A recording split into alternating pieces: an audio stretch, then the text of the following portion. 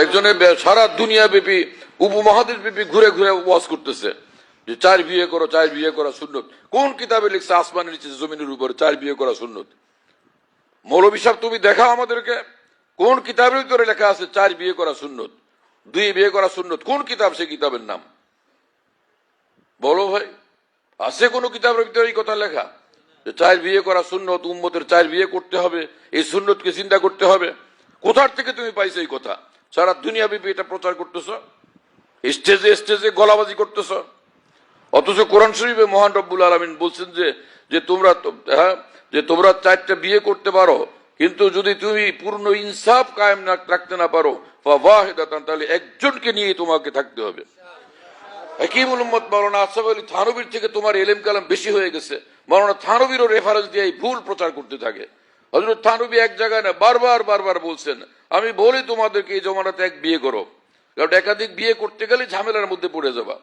তুমি সেই মুসলমান না যে তুমি পূর্ণ ইনসাফ করতে পারো। ঝগড়া ফাসাদ লাগাইয়া দিবা, জুলুম করতে থাকবা, একজনের হক নষ্ট করবা, তাই না? ঘরকে জাহান্নাম বানায় বসে থাকে। এই কথা তো হাকিমুল উম্মত মাওলানা থানভী বলছেন। আমার নিজের চোখে হযরতের কিতাবে এক জায়গায় না বারবার দেখছি আমি। আর এক কিতাবের রেফারেন্স আমি দিয়েই দিই, যাতে যে কোনো আলেম মানুষ দেখতে পারে। ইসলাহ ইনকিলাবি উম্মত, তার মধ্যে দেখো হাকিমুল উম্মত মাওলানা থানভী 2 বিয়ে করছিলেন বটে, কিন্তু প্রথম বিবির যে এত প্রচন্ড পেরেশানি, যে এত মারাত্মক অবস্থা তৈরি হয়েছিল যে বসো তুমি, যে হযরত হাকিমুল উম্মত থানভী নিজের ঘর সামলানো কঠিন হয়ে গেছে। যে দিন রাত ঘরের ভিতরে ফিতনা, ভয়ঙ্কর পেরেশানি, এত পেরেশানি যে কোনোভাবে দিনের খেদমত সুস্থভাবে করার রাস্তা এটা নিষ্কণ্টক থাকে নাই। পরে হযরত হাকিমুল উম্মত থানভী 2য় বিবিকে তালাক দেওয়ার জন্য প্রস্তুত হয়ে গেছেন, যে আমি এরকম আগুনের মধ্যে কয়দিন থাকবো, ওদেরকে বুঝে শোনায় তালাক দিয়ে দিবেন, বিদায় করে দিবেন। তখন আবার প্রথম বিবি বলে, কেন তালাক দিবে? তাকে বিয়ে করছে, আবার তালাক দিবে কিসের জন্য? কি যন্ত্রণা! পরে হযরত তাকে নিয়ে দুজনকে নিয়ে থাকছেন। হযরত হাকিমুল উম্মত থানভী ঘরে যাইতেন, আর ঘরের মধ্যে যত পেরেশানি হইতো দুনো বিবির মধ্যে, খানকায় এসে পরে বলতেন যে এই পেরেশানি আজকে ঘরের মধ্যে, এই পেরেশানি আজকে ঘরের মধ্যে, যে আমি অসুস্থ হয়ে যেতেছি। এরপর হযরত থানভী বলতেন যে তোমরা কিন্তু সাবধান হও, আমি বিপদে পড়ে গেছি, এরকম জানলে তো আমি বিপদে পা দিতাম না। পরে লোকেরা হযরত থানভীকে বলতো, আপনার সব কর্মকাণ্ডের অনুসরণ করে আপনার অনুসারী উলামায়ে কেরাম, আপনার খলিফারা এবং সারা বিশ্বের মুসলমানরা যারা আপনাকে শ্রদ্ধা করে, বিশ্বাস করে, তা আপনি 2 বিয়ে করছেন, সবাই তো 2 বিয়ে করবে, যে এই মুজাদ্দিদের অনুসরণে আমরাও করি। হাকিমুল উম্মত থানভী বললেন যে না, আমারে দেখে 2 বিয়ে করবে না, বরং 1 বিয়ে করার অটল সিদ্ধান্ত নিবে। বলে কি, কেন? কারণ সে যে আমি যে দিন রাতে বিপদে আছি এটা তো তোমাদেরকে বলতেছি। আর যেখানে খানকার মধ্যে একদম পাল্লা ঝুলানো ছিল, দাড়ি পাল্লা ঝুলানো ছিল, যা হাদিয়া তোফা আসতেই থাকতো প্রতিদিন, দিন রাত হাদিয়া আসে, তো যাই আসতো সে গুড় আসলো, মিষ্টি আসলো, 2 পাল্লায় উঠাও, 2 পাল্লায় উঠাও। এবং হয়তো থানভী বলতেন যে আমি মাপবো না, যে হাদিয়া নিয়ে আসবে সে মাইপে দিবে সবসময়। এটাও আমি দেখছি কয়েকদিন আগে এটাও পাইছি, যে আমি নিজে মাপবো না, তুমি মাইপে দিবা ঠিক মতো, ইনসাফ বলা, কে আমাদের ধরা পড়লো তুমি ধরা পড়ো, পাল্লায় উঠাও। যে সে কি নিয়ে আসছে, ওটা আঙ্গুর, আরে শোনো তো আমার কাছে, আঙ্গুর, বেদানা, বাদাম, যে তুমি নিজে পাল্লায় উঠাও, পাল্লায় উঠে সমান মাইপে দাও, যে 2 হযরত তাকায় থাকতে ঠিক হলো কিনা, কিন্তু ওই লোকের দায়িত্ব, সে মাইপে জি হযরত সমান ভাগ করছে, আচ্ছা দাও, আমার 2 বিবি ঘরে পাঠাও, দিন রাত। কারণ ইনসাফ করতে হবে, 1 দানা 1 বাদাম কম বেশি হলে তো বিপদ আছে, ইনসাফ হয় নাই। 1 বাদাম কম হয়েছে, 1 মুহূর্ত দূরের কথা, 1 বাদাম কম হলেও ঝামেলা, তাই না? এইরকম কঠিন ইনসাফের মধ্যে আমি এত শক্ত মজবুত ইনসাফ কেমনে করবো? আমি পারবো না ভাই, বিপদে পড়ে গেছি, বুঝি নেই আগে। এই ওই বেচারা এগুলো মাপজোপ করে দিলে, যাও ওই 2 বাসায় দিয়ে আসো, এই বাসায় দাও, সেই বাসায় দাও, দিন রাতেই ঝামেলা। এরপরে একবার আসছে তরমুজ হাদিয়া আসছে 2টা। তো লোকেরা খুশি হয়েছে যে হযরত আজকে তো সহজ, 2টা 2 ঘরে দেওয়া যাবে, নাহলে খালি ভাগ করতে হয়। 2টা পাঠাইলে না, তরমুজের সাথে বেশ কম আছে। তরমুজের স্বাদে স্বাদে বেশ কম আছে। এক তরমুজের স্বাদ একরকম, আরেক তরমুজের স্বাদ একরকম। যদি এক ঘরের যেটা একটু কম স্বাদ সেটা বলো, আরেক ঘরেরটা ভালো স্বাদ, তাহলে তো ইনসাফ হলো না। কালকে আমার উপায় কি হবে? মহাবিপদ। কি করতে হবে তাহলে? যে তরমুজ দুটোটার কাটো, এইটারও কাটো সমান করে, এটারও কাটো, ফের এটার অর্ধেক আর ওইটার অর্ধেক বাসায় পাঠাও। এক পাল্লা এটার অর্ধেক উঠাও, আরেক ওইটারও অর্ধেক উঠাও। এইভাবে দুই পাল্লা আলাদা আলাদা দুটার ভাগ রাখো, রাইখা ফের সমান ভাগ করে ফের বাসায় পাঠাও। মুরিদরা দেখে বাপরে বাপ, এই মহাবিপদে পড়ার দরকার নাই, আমি একজনকে নিয়ে আল্লাহ আল্লাহ করে কবরে যাইতে বলল। হ্যাঁ, এক হুজুর বেচারা আলেম মানুষ বিয়ে করছে, তো সে ভালো আলেম বুজুর্গ মানুষ আল্লাহ, তো ঢালকানগরে মহাবিপদ হয়ে গেছে। একই বিল্ডিং এ মৌলবীরা কয়েকজন ভাড়া থাকতো, ওই যে ঢালকানগর ওই মহল্লা আমি ছিলাম না ওইখানে। এখন জনাব ওই মহিলারা এখানের এই ঢালকানগরের যে উলামায়ে কেরাম, তারা বাসার বাসার মহিলারা নিত্য মিটিং করতেছে যে এক মৌলবী বিয়ে করছে, এই এখানকার ঢালকানগরের মৌলবীদের বন্ধু লাগেছে, কাজে তো আমরা একসাথে হই, আন্দোলন করি, এদেরকে থামানো লাগবে। হারি বিপদ। আমার বিবি বেচারির রেখে কোন ফাঁকে তারা ওখানে নিয়ে গেছে। এখন দেখলাম যে বাসায় তো পরিস্থিতি ভালো না, গরম পরিস্থিতি চলতেছে দিন রাত। সবসময় আমি বললাম ব্যাপার কি, ক্রুদ্ধ পরিস্থিতি। বলে কি সব এগুলো চলতেছে, আপনাদের বন্ধু বান্ধবরা বিয়ে করছে, আপনারাও তো সেই পথে হাঁটবেন। ভাই তো সে বিয়ে করলে একজন বকা শুনতেছে, আমি এটা কোন তরিকা?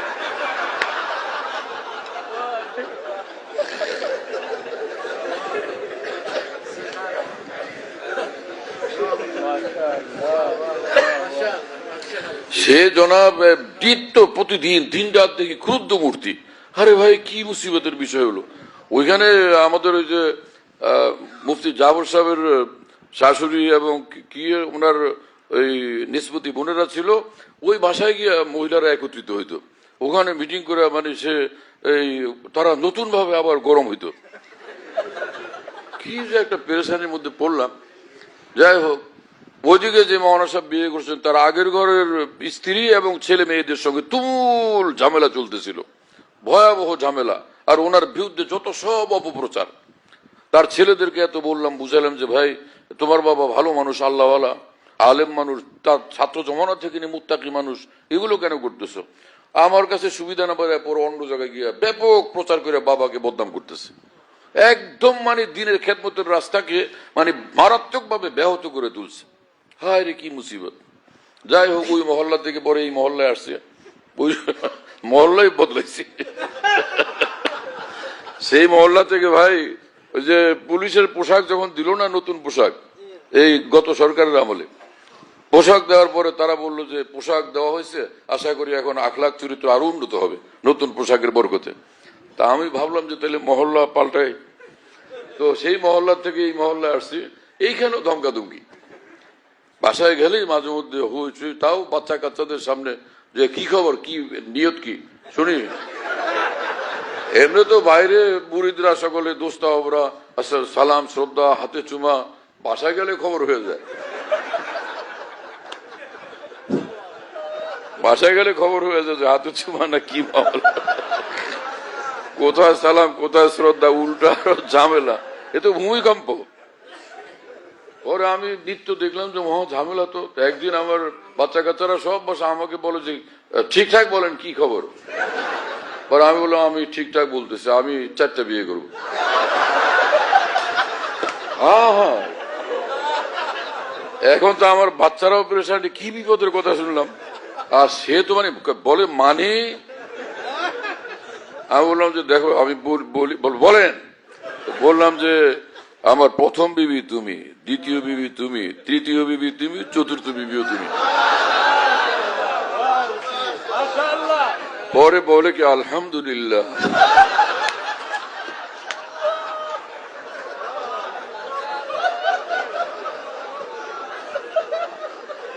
আল্লাহর যে এমন রহমত নাজিল হয়েছে, সেই থেকে আজ পর্যন্ত এই বিষয়ের কোনো কথা বলে নেই। এখন বলো কোন দিকে আরাম কোন দিকে শান্তি। এই আয়াতে পাকের ব্যাখ্যা তামাম ফুকায়ে কেরাম লিখছেন যে পূর্ণ ইনসাফ যে করতে না পারবে, শুধু একজন নিয়ে থাকতে হবে। এই কথা প্রচার করতেছে কিছু মৌলবী সাহেব, পাকিস্তানেও করতেছে এগুলো। আমি যখন ওখানে এই বিষয়ের উপর কথা বলছি পাকিস্তানে, তখন ওখানে আমি বিশাল বড় মাজমা, অনেক বড় মজলিস, ওলামা এবং বড় বড় মানুষরা আসছে এই যে করাচির খানকাতে আমি যেখানে যাই। পরে আমি আইসা আমার রুমে ঢুকছি, রুমে আসলেই অন্তত 200-300 লোক আইসা আবার এইখানে ঢুকে ভিড় করতে থাকে। ওখানে আসছে এক লোক যে মানে সেনাবাহিনীর অনেক বড় কর্মকর্তা, মহব্বত করে আমি গেলে আসে, অনেক বড় উচ্চমানের অফিসার, উনি আসছেন। উনি অনেক ওই এলাকায় ভীষণ প্রভাবশালী। আমি তো আগে থেকে যাই, আমার সঙ্গে পরিচয় আছে, মহব্বত করে আইসে দেখি কান ধরে উঠে বসে। আমি এটা করতেছেন কি? তো তার শায়েখ হলেন ওই ফিরোজ মেমন সাহেব, যে শাহ ফিরোজ মেমন আমার সাথে মহব্বত রাখেন, আমার শায়েখের খলিফা, ওনার মুরিদ ওই অফিসার। আমি বললাম আপনার মুরিদ কি করতেছে? উনি হাসতেছেন। আমি বললাম কি হয়েছে? আমি 2 বিয়ে করার সিদ্ধান্ত নিয়েছিলাম, আমার শায়েখ আমার অনেক বুঝাইছেন, আমি ওনার কথা মানি নাই, কিন্তু আপনার কথায় আজকে বুঝে আসছে, এজন্য কানে ধরে তওবা করতেছে। এলেম নাই কালাম নাই, সারা দুনিয়াতে ইমামে আজম হয়ে দাঁড়ায় যান। হ্যাঁ, কয়শো টাকা এলেম আছে, তুমি কোনো ভালো আলেমের সামনে বসো, তুমি বুখারী শরীফের ইবারত পড়ো, ফতোয়া স্বামীর ইবারত পড়ো, বুখারী শরীফের ইবারত পড়ো, ফতোয়া স্বামীর ইবারত পড়ো, ফাতুল বারি উমদাতুল কারীর ইবারত পড়ো, সেখানে তর্জমা করো বিজ্ঞ উলামাদের সামনে। ফের গিয়ে আমি ইসলামের ব্যাখ্যা শুরু করো এরকম স্বাধীনভাবে। কিছু মানুষ ভক্ত হয়ে গেছে, এত সীমালঙ্ঘন কেন করতেছো? ইসলামের যা খুশি ব্যাখ্যা দিতে থাকতেছো, মানুষদেরকে পরেশান করতেছো। তুমি কয় বিয়ে করছো? কথা বলো। বাংলাদেশের কোন এক বিভাগীয় শহরের বড় আলেম মুফতি সাহেব বিয়ে করছেন 4টা। আগের বউ তো ছিলই, পোলাপানও ছিল। পরে একটা একটা করে আরো 3টা বিয়ে করছে।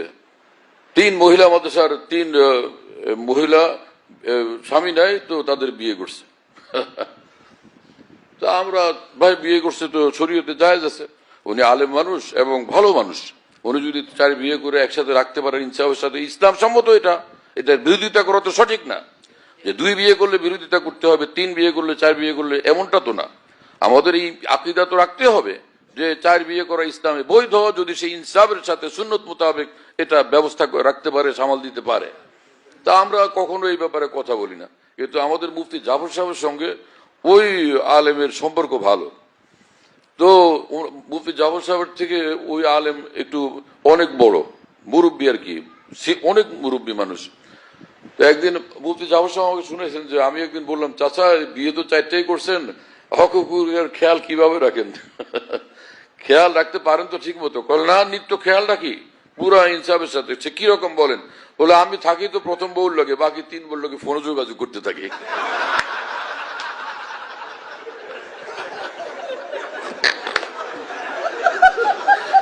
আমি জানি না, আমি মুফতি জাফর সাহেবের রেফারেন্স দিলাম, ওনার থেকে আমি শুনছি এটা। আল্লাহ তাআলা মাফ করে। সারা দুনিয়া ব্যাপী এই প্রচার করতেছে একদল লোক। হ্যাঁ, কি হলো এই সকল উলামাদের? একটাই এদের বিমারি, সেটা হলো আকাবের দ্বীনের কিতাবাদি দেখবে না, না হাদিসের কিতাব দেখবে, না তাফসিরের কিতাব দেখবে, না ফিকহের কিতাব দেখবে।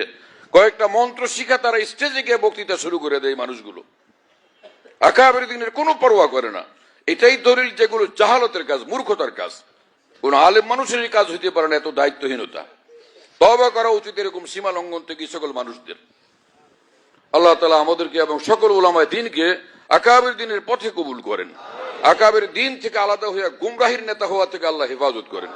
ওয়া ইমামুদ দালালাতিন, হ্যাঁ, যে কয়েক শ্রেণীর মানুষের ভয়ঙ্কর আযাব হবে। একটা হলো যারা যে কোন নবীকে হত্যা করছে, অথবা কোন নবী যাকে হত্যা করছে, অথবা গুমরাহের যে লিডার, মুমাসসিলুন মিনাল মুমাসসিলিন ওয়া ফি রিওয়াল মুস্তাবদিরুন, এবং যারা কোনো প্রাণীর ছবি তুলে, কোনো মানুষের ছবি তুলে ছবি বানায়, এদেরকেও কাল কিয়ামতে ভয়ঙ্কর আযাব দিবেন আল্লাহ তাআলা। আর সব দ্বীনি মাহফিলগুলোকে এখন ছবির আড্ডাখানা বানানো হয়েছে। কেউ কোরআন শরীফ মাথায় নিয়ে কসম করে বলুক স্টেজের মধ্যে, আল্লাহর কসম কোরআন শরীফে হাদিস শরীফের আলোকে আমি বলছি এই ছবি জায়েজ, বলুক কেউ। কিন্তু আমরা তো কোরআন শরীফ মাথায় নিয়ে বলবো আল্লাহর কসম নামাজ 5 ওয়াক্ত ফরজ, আল্লাহর কসম তাহাজ্জুদ এটা কামিয়াবির আমল, আল্লাহর কসম রোজা রাখা কামিয়াবির আমল, আল্লাহর কসম হজ করা, তওয়াফ করা, উমরা করা কামিয়াবির আমল, নূর ওয়াল আমল, ইসলামের আমল। হ্যাঁ, তুমি এরকম বড় আল্লাহর কসম যে ছবি তোলা ভিডিও তোলা এই কোরআন সুন্নাহর আলোকে ইসলাম সম্মত আমল, বলো কসম করে, পারবে কেউ এরকম করতে? এরকম যদি না হয়, রাসূলুল্লাহ সাল্লাল্লাহু আলাইহি ওয়াসাল্লাম তো বলছেন যে দামা ইউরিবুক ইলা মা লা ইউরিবুক, যে খটকার রাস্তা তুমি পরিহার করো, যেটা একদম ইসলামের আমল ঠিকভাবে সঠিকভাবে সেটা ধরো, যেখানে খটকা সেটাকে পরিহার করে চলো। কেন এই আজকে ছবির জোয়ারে ভাসতে হবে আমাদেরকে? এই ছবির জোয়ার ছাড়া ইসলাম রক্ষা করা যাবে না, দিন রক্ষা করা যাবে না, তাহলে এই জোয়ারে কেন ভাসতে হবে আমাদেরকে? এগুলো হাদিস শরীফ এরকম কঠিন কথা আছে। আল্লাহ আমাদেরকে হেফাজত করেন। কারো পরোয়া করা চাই না, খালেস দিনের উপর চলা চাই এবং আকাবেরের রাস্তার উপরে অটল ভাবে চলা চাই। কোনো বিশাল মাজমা, কোনো হুঙ্কার, কোনো কিছুর পরোয়া করা চাই না। সবচেয়ে বড় শার্দুল সেই মানুষ যে হকের উপর অটল অবিচল থাকে। ভারত উপমহাদেশে যখন নানান রকমের দ্বিধা বিভক্তি ছিল, হাকিমুল উম্মত মাওলানা আশরাফ আলী থানভী রহমতুল্লাহ আলাইহি ইসলামের উপরে, হকের উপরে অটল ভাবে কায়েম ছিলেন এবং কোটি কোটি মুসলমান এবং উলামায়ে দ্বীন তার সঙ্গে থাকছেন। হযরত যেটা ব্যাখ্যা দেন সেটাই আমরা মানবো। মুজাদ্দিদ আলফে সানির জমানাতে এরকম গুমরা মৌলবীর দল পয়দা হয়ে গেছে, দরবারি মৌলবীর দল, স্বার্থবাদী মৌলবীর দল পয়দা হয়ে গেছে, নেতা তৈরি হয়ে গেছে মৌলবীদের মধ্যে, নিজের নেতৃত্বের আসন। এক মুজাদ্দিদ আলফে সানি এমন ভাবে দ্বীন আর হক নিয়ে দাঁড়াইছেন, আল্লাহ পাক তাকে কামিয়াব বানায় দিয়েছেন। কথা বুঝেন নাই? রাসূলুল্লাহ সাল্লাল্লাহু আলাইহি ওয়াসাল্লাম বলছেন, কিয়ামত পর্যন্ত আমার উম্মতের মধ্যে একটা ছোট কাফেলা এরকম থাকবে, একটা কাফেলা থাকবে যারা সঠিক দিনের উপর অটল অবিচল থাকবেন। আমাদের মুসলমানদের কর্তব্য হলো আমরা সেই আকাবের দিনের পথে অটল অবিচল ভাবে চলি। আল্লাহ কবুল করেন। ওয়া আখিরু দাওয়ানা আলহামদুলিল্লাহি রাব্বিল আলামিন ওয়া সাল্লাল্লাহু আলা নবিয়্যিল কারীম।